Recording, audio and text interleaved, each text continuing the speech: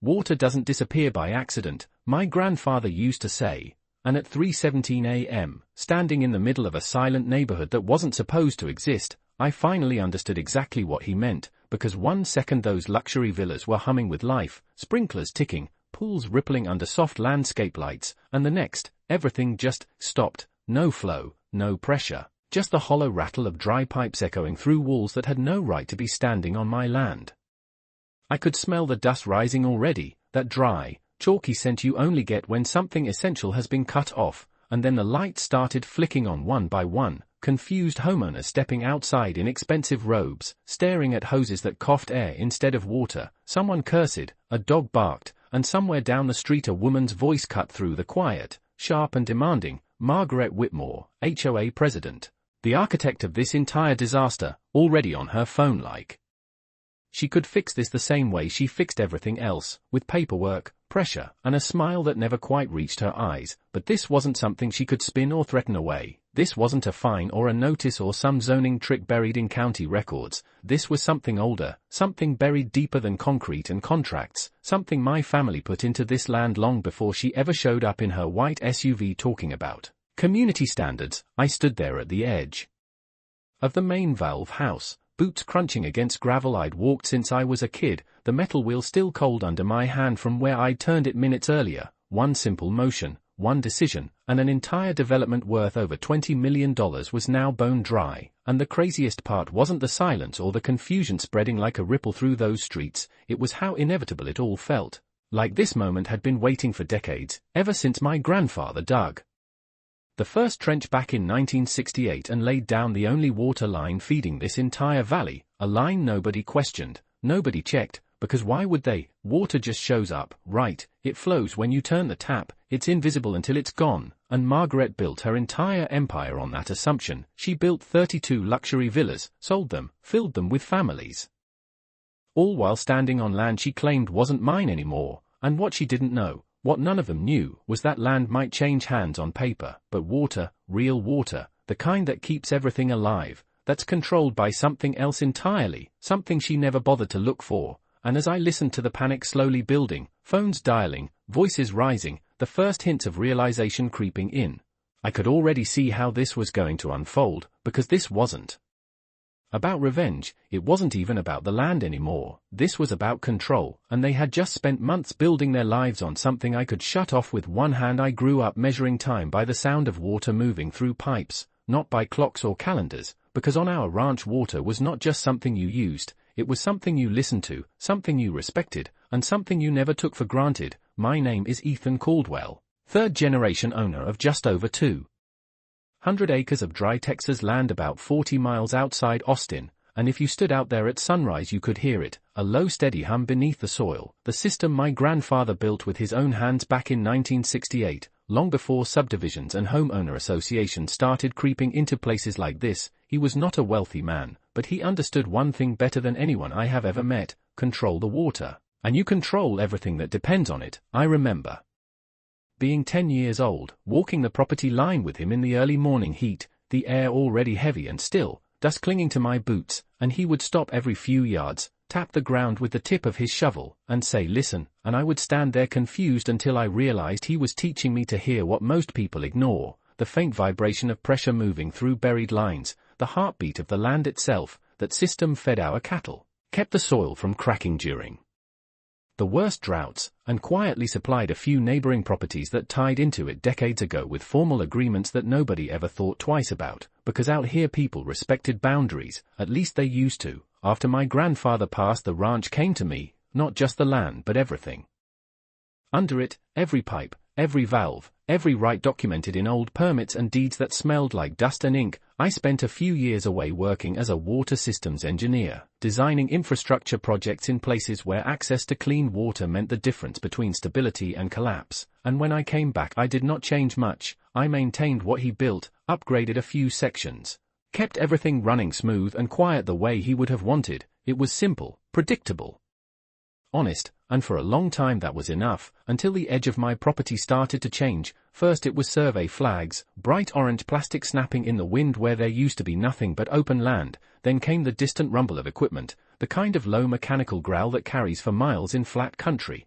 and then one morning I noticed something that did not sit right, a fresh trench cut too close to a line I knew by memory, dirt piled up in uneven ridges, the smell of turned soil sharp in the air, and no notice, no conversation, no agreement, just activity, like someone had decided this place was already theirs, and I remember standing there with the sun climbing behind me, heat pressing against my back, feeling that first shift in my chest, not anger yet, just a quiet, steady realization that something fundamental had been crossed, because people can argue about fences, they can argue about paperwork. But when someone starts digging near your water without asking, that is not a misunderstanding, that is the beginning of something else entirely. The first time I saw Margaret Whitmore in person, she was standing in the middle of my land like she had been born there, heels planted firmly in the dust, one hand resting on her hip, the other holding a tablet that she tapped with quick, precise movements like she was conducting an orchestra no one else could hear. Her white SUV parked just off the dirt path where my grandfather used to drive his old truck, and the contrast hit me immediately, polished paint against sun-faded earth, control meeting history. She did not look surprised to see me, not even a flicker, just that same practiced smile I would come to recognize, the kind that feels warm until you realize it never changes no matter what. "You say, Mr. Caldwell," she said, voice smooth and measured, like this was a scheduled meeting instead of an intrusion. "We were just discussing the expansion plans for Willowbrook Estates." Expansion, that word hung in the air heavier than the heat, because there was no discussion, no letter, no agreement that I had ever signed. I looked past her and saw it clearly for the first time, stakes marking out perfect rectangles, survey lines cutting across land that had never been divided, workers moving in steady rhythm, engines idling low, the faint metallic clink of tools carrying through the still air. This was not a proposal, this was already happening. I asked her a simple question, whose permission, and she did not answer it directly. Instead she turned the tablet toward me, zoning documents, maps, approvals stamped with county seals, everything clean, everything official looking. She explained it like I should already understand, like I had missed a memo everyone else had received. The land had been classified as underutilized, there had been a rezoning initiative,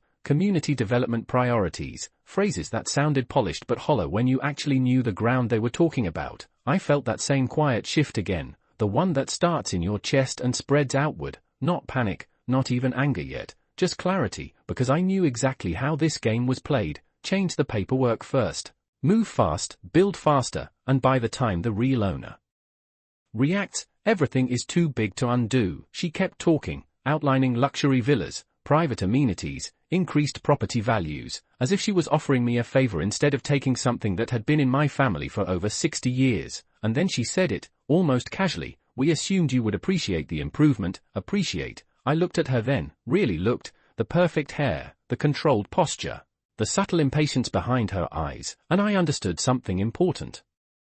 Margaret Whitmore did not see land the way I did. She did not hear the water under it, did not feel the weight of what was buried beneath the surface. To her it was empty space waiting to be optimized, and that was exactly why she thought she could get away with this, because from her perspective nothing important was being taken, just rearranged. And as I stood there with the sun beating down and the low hum of machinery filling the silence, I realized she had already made one critical mistake. She had studied the surface, the lines on paper, the zoning maps, the permits, but she had not looked deeper, not far enough to see the one thing that actually mattered, the one thing that made everything she was building possible in the first place, and the one thing she had absolutely no control over. The next morning the sound hit me before I even stepped outside.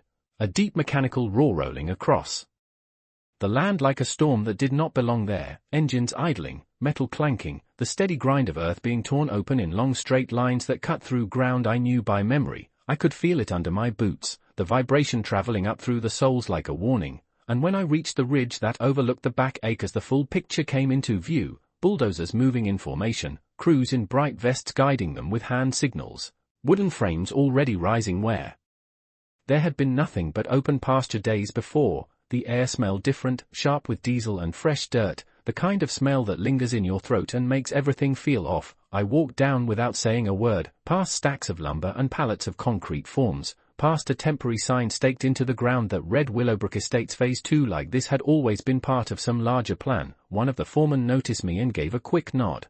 Not hostile, not welcoming. Either just the look of someone who assumes the paperwork has already handled any questions. I asked him where exactly they thought the property line was, and he pointed without hesitation to a set of survey stakes that I knew for a fact were at least 40 yards inside my boundary. I told him that was wrong, that they were digging on private land, and he shrugged in that casual way people do when responsibility has already been pushed somewhere else.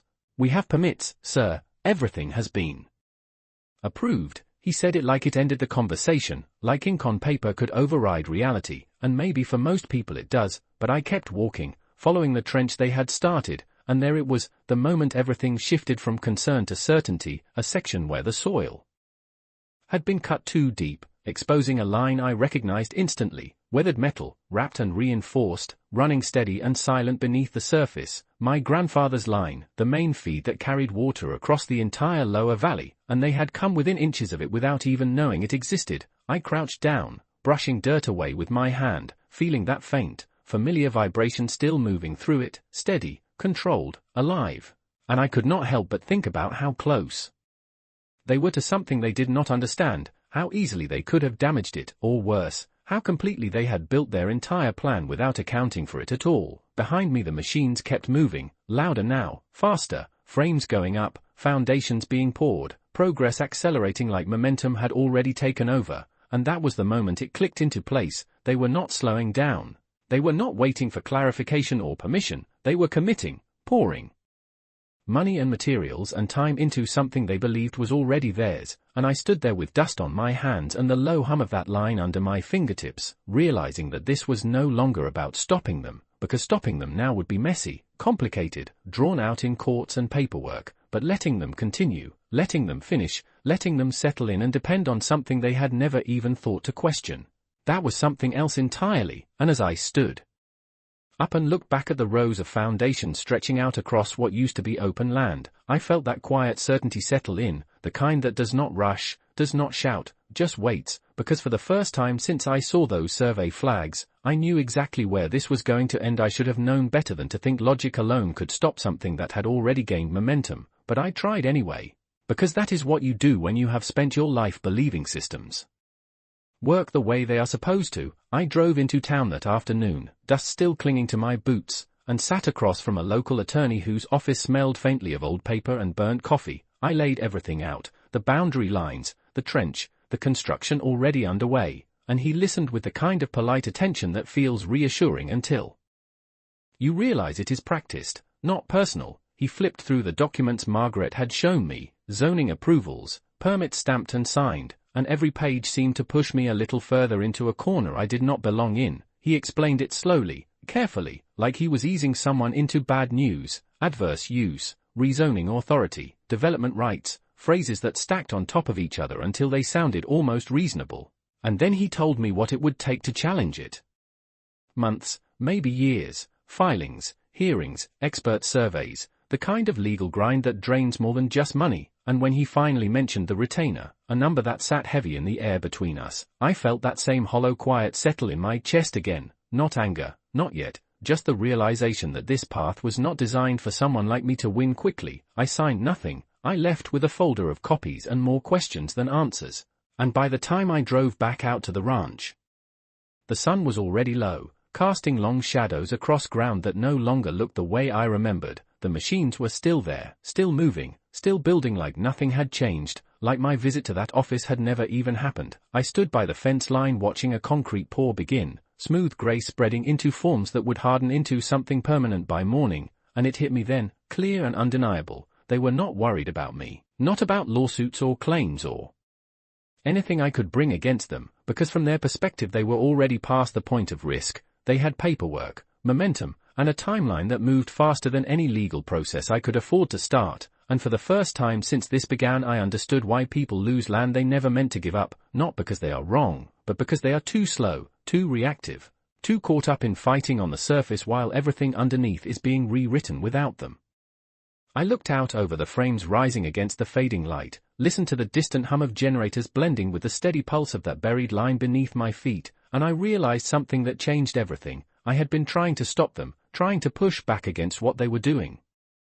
But that was never going to be the move that worked, because they were not afraid of resistance, they were built to push through it. What they were not prepared for What they had not even considered was dependence, and as the last of the concrete settled into place and the crew began packing up for the night, I felt that quiet certainty return, stronger this time, sharper, because I was done reacting. From this point on, I was going to let them build exactly what they thought they owned. Weeks passed, and I did exactly what no one expected me to do, nothing, at least nothing they could see. I stopped showing up at the edge of the construction site, stopped asking questions, stopped pushing back, and from the outside it probably looked like I had accepted it, like I had folded the same way most people do when faced with paperwork and momentum they cannot outrun. But every morning I still walked the property, same boots, same path, listening, feeling, checking every valve, every junction, every inch of the system my grandfather left behind. The hum under the soil never changed, steady and reliable, and that was the only thing that mattered, because above ground everything was changing fast. Frames turned into walls, walls turned into finished homes, and within a few months the empty land I grew up on was replaced by neat rows of driveways, trimmed lawns, and identical mailboxes that all faced the same direction like they had been told to behave. The smell shifted too. Less dust and diesel now, more fresh paint, cut grass, and chlorine drifting from newly filled pools. I would stand on the ridge sometimes at dusk and watch the lights come on one by one, soft yellow glow spreading across the development, and I could hear it again, not the water this time, but life settling in, doors closing, cars pulling in, distant laughter carried on the warm air, families moving into a place they believed was permanent. And that was the part that made this different. This was no longer just a construction project, it was a system of people now, routines forming, dependencies building, and every one of those homes, every faucet, every irrigation line, every pool pump, all of it tied into the same source they had never questioned. I started noticing the connections more clearly.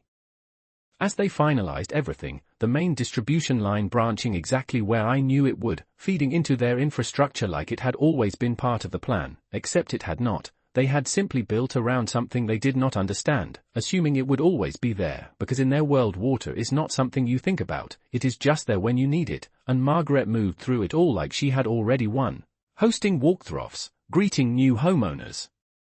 Her voice carrying confidence and control, pointing out amenities, talking about community value, never once mentioning the one thing that made all of it possible. I crossed paths with her once during that time, briefly, near the entrance where they had put up a stone sign with the neighborhood name carved into it. She gave me that same unchanged smile and asked if I had reconsidered her earlier offer, as if this was still a negotiation.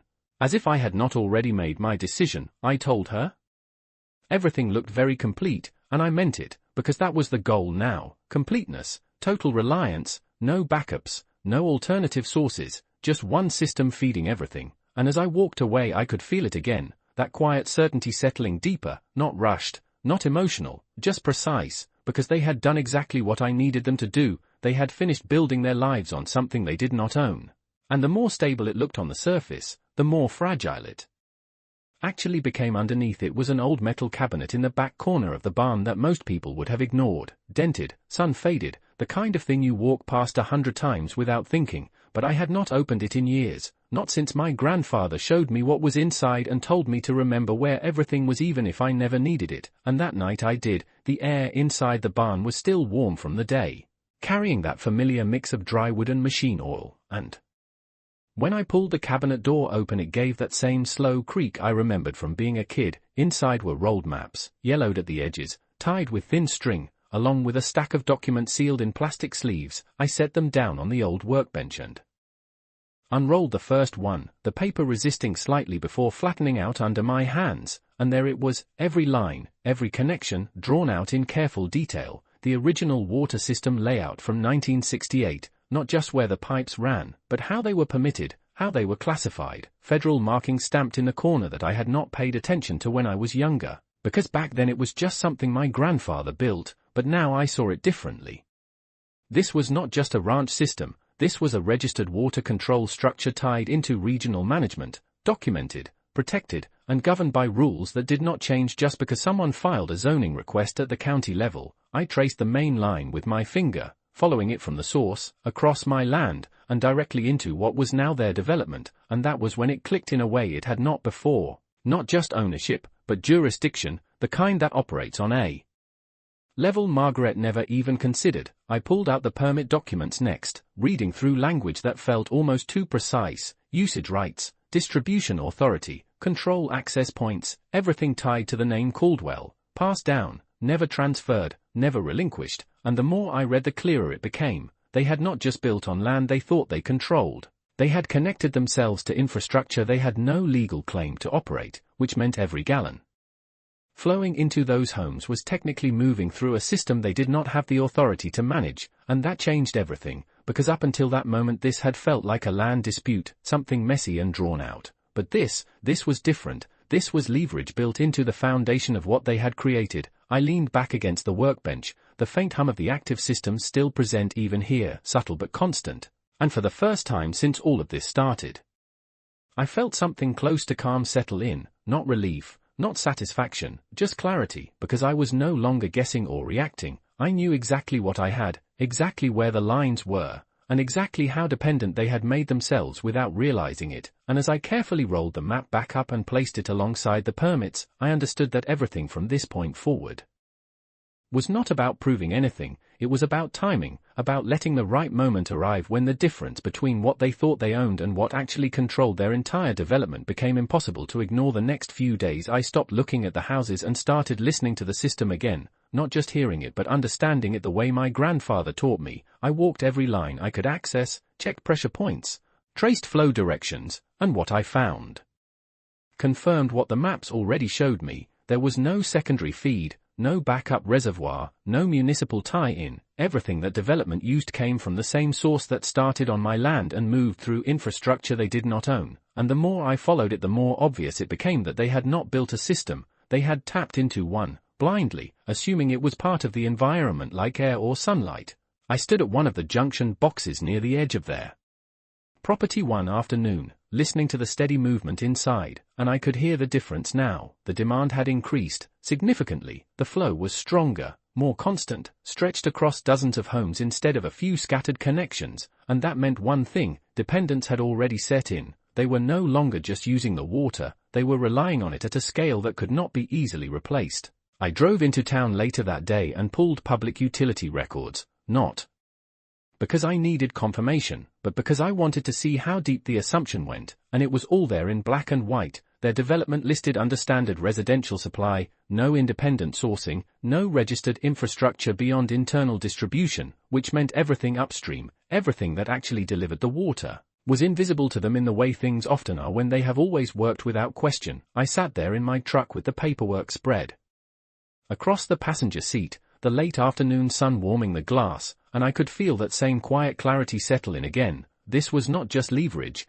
this was control disguised as normalcy, and they had built their entire investment on it without realizing who held it. That night I went back to the valve house, the small structure tucked away where most people would never notice it, the metal door cool under my hand, the faint hum inside steady and familiar. I opened it and stepped in, the air slightly cooler, carrying that clean mineral scent that only comes from moving water, and I stood there for a long moment just listening. The system was doing exactly what it was designed to do, delivering, supporting, sustaining everything connected to it. And for the first time I allowed myself to imagine what it would sound like if it stopped, not violently, not suddenly, just quietly. A shift from movement to stillness, from pressure to absence, and I knew exactly what that would mean for every home that now depended on it, every routine, every expectation, all of it tied to something they had never thought to question. I rested my hand on the main control wheel, feeling the solid resistance of it, the weight of something built to last decades, and I did not turn it, not yet, because timing was everything. But standing there in that quiet space, with the system humming steadily around me, I understood that the moment I chose would not just change the flow of water, it would change the balance of everything they believed they controlled. The first person I called was not a lawyer, not this time, because I had already learned how that path plays out: slow, expensive, and always one step behind people who move faster than paperwork. Instead I called someone who understood systems the way I did, a man named Robert Hayes, retired now but once the senior engineer, who had helped my grandfather design parts of the original layout. His voice still carried that steady, measured tone when he answered, like nothing ever rushed him. I told him what had happened, kept it simple: land, construction, water line, and there was a pause on the other end, not confusion, just calculation. He asked me one question: are they tied into your main feed? And when I said yes, I could almost hear the shift in his thinking. That quiet recognition of exactly what that meant. We met the next morning at the edge of the property, the air already warming under the Texas sun, and he walked the line with me, slower than I remembered but just as precise, stopping at junction points, kneeling to touch the soil, listening in that same way I had been taught. Years ago, he did not need long, just a few minutes at each key point before he stood up and looked out over the development, shaking his head slightly, not in disbelief, but in understanding. They built the whole thing assuming supply was permanent, he said. Like it just exists. I nodded, because that was exactly it. They had treated water like a background detail instead of the foundation. And he pointed toward the direction of the valve house. You still have full control upstream. Nothing has been transferred or reassigned. I showed him the permits I found, the old federal markings, and he took his time reading through them, flipping each page carefully, and when he finished he gave a short, quiet exhale. They did not just miss this, he said, they never even looked. And that was when it settled in fully, hearing it from someone who had been there at the beginning, someone who knew exactly how these systems were supposed to be respected. Because this was not an opinion, this was fact. I asked him the question that had been sitting in the back of my mind since I opened that cabinet: if I shut it down completely, what happens? He did not answer right away. Instead he looked back at the houses, the driveways, the neat rows of lawns already starting to green under regular irrigation, and then back at me. Everything stops, he said plainly. No pressure, no refill, no recovery without your system. And there was no drama in his voice, just certainty, the kind that comes from understanding how things actually work beneath the surface. We stood there in silence for a moment, the distant sound of a lawn mower starting up somewhere in the development, a normal, everyday sound that suddenly felt different, more fragile, and before he left he put a hand on my shoulder, not heavy, just enough to make sure I was listening. Whatever you do, he said, make sure it is clean, make sure it is by the book. Because when they realize what they're tied to, they're going to push back hard. I watched him drive off, dust trailing behind his truck, and then I turned back toward the development, toward the system humming quietly beneath it all, and for the first time since this started, I was not wondering what to do next. I was just deciding when by the time everything was in place, the neighborhood had settled into a rhythm that looked permanent from the outside. Morning sprinklers ticking in perfect sequence, driveways filling and emptying on schedule, porch lights switching off one by one as the sun climbed over the ridge, and I watched it all from a distance, not out of hesitation, but precision, because timing was no longer about emotion, it was about impact. I spent those final days making sure every detail on my side was exactly where it needed to be. I reviewed the permits again, every line, every clause, making sure there was no ambiguity, no gap they could exploit. I documented the current flow rates, recorded pressure levels at key junctions, and photographed the control points, not because I doubted what I had, but because I knew once this started, everything would be questioned, every assumption challenged. And I intended to be ready for all of it. I made one last visit into town and filed a formal notice of infrastructure control under my name, referencing the original permits and confirming active management of the system. Nothing aggressive, nothing confrontational, just a clear, documented statement that established exactly where authority sat. And when I left that office, the air outside felt different, not lighter, just sharper, like everything had moved from preparation into execution. That night I walked out to the valve house again, the sky clear, stars stretched across it in a way you only see when you are far from city light, the ground still warm from the day, and the system beneath it steady as always. I stepped inside, the faint hum surrounding me like a constant presence, and I stood there for a long moment, hand resting on the main control wheel, not rushing, not second-guessing, just waiting for the exact moment I had already chosen, because this was never about catching them off guard. It was about letting the full weight of their dependence settle in before anything changed. I thought about the conversations happening in those houses just a few hundred yards away, plans being made, routines forming, people trusting that everything around them would continue exactly as it had the day before, and that was the final piece, certainty. They had reached the point where they no longer questioned anything, where the system had become invisible again, and that was when it mattered most. I took a slow breath, feeling the stillness of the space, the solid resistance of the wheel under my hand, and I knew there would be no going back after this, not for them, not for me, because once the flow stopped, everything they believed about ownership and control would be forced into the open. I tightened my grip slightly, feeling the metal cool against my palm, and for a brief second the entire system seemed louder, more present, as if it knew what was coming, and then, without hesitation, without noise beyond the low mechanical shift of turning steel, I began to close it. The sound was not dramatic, not the kind of thing you would notice unless you were listening for it, just a subtle shift, a deep mechanical hum fading into something thinner, weaker, like a breath being held too long, and then nothing, complete stillness where there had always been motion. I stood there for a moment longer with my hand still on the wheel, feeling the absence settle into the system, and then I stepped outside into the quiet night air, the stars unchanged, the land exactly the same, but everything connected to that line already beginning to feel the difference. It did not happen all at once, not like people expect. Systems like this unwind slowly at first, pressure dropping, flow reducing, the kind of change you notice in small ways before it becomes undeniable. I walked up to the ridge and looked out over the neighborhood, lights still glowing in the windows, everything appearing normal, but I knew what was coming, and within minutes the first signs appeared, a sprinkler line at the edge of a yard sputtering unevenly before cutting off entirely, a pool filter that cycled and then stopped, and then a light flicker in one of the houses as someone tested a faucet that no longer responded the way it had an hour before. The air felt different too, quieter in a way that had nothing to do with sound, more like something essential had been removed from the background. I could see movement now, silhouettes shifting behind curtains, doors opening, people stepping outside with that same confused posture, looking around like the answer might be visible if they just focused hard enough, and then came the voices, distant at first, then multiplying, questions being asked with no immediate answers, phones coming out, screens lighting up, the calm order of the place beginning to fracture at the edges. I stayed where I was, not hidden, not involved, just watching as realization spread in waves, because once one house understands something is wrong, it does not take long for the entire system to feel it. I saw Margaret's house light up brighter than the rest, movement inside sharper, faster, and a few minutes later her front door opened with purpose, her posture different now, less controlled, more urgent, phone already pressed to her ear, pacing across her driveway as if movement alone could fix what was happening, and I knew exactly what she was hearing on the other end. Confusion, uncertainty, no clear solution, because there was no external failure to point to, no broken line, no storm, no outage, just absence, and absence is harder to argue with than damage.